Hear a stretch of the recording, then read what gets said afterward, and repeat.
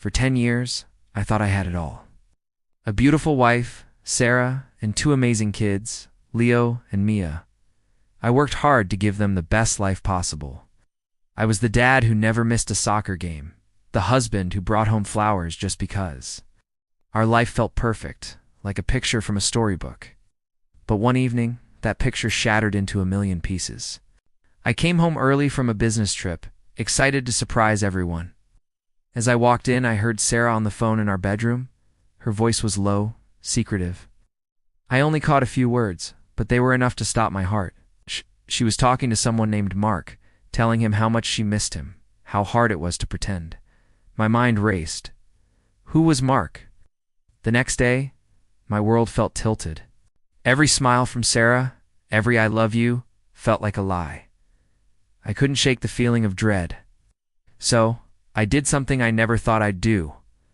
I looked through her phone records. The calls to Mark were there almost every day for years. My hands trembled as I scrolled back, all the way to when Leo was just a baby. The timeline was a punch to the gut.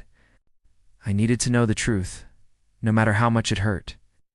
I confronted her that night.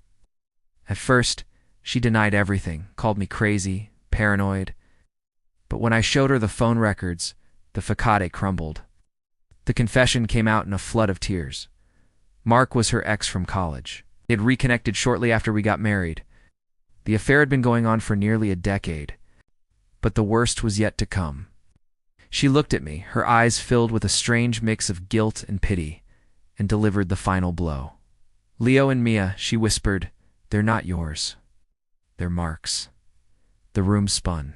The 2 children I had tucked into bed every night, the ones whose scraped knees I had kissed better, the ones who called me dad, they weren't mine. The pain was indescribable. It felt like my entire life.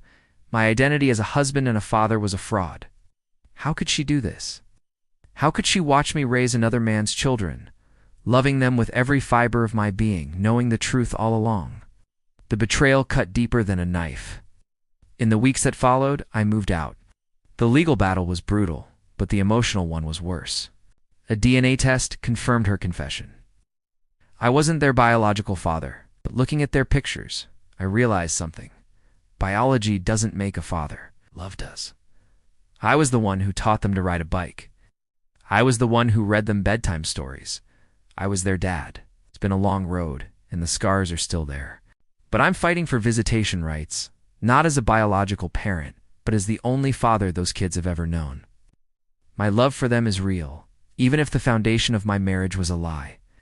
This journey has taught me that family isn't just about blood. It's about showing up, about love, and about the bonds you build one day at a time. It's a hard path, but for them, it's worth it. Thanks for listening to my story.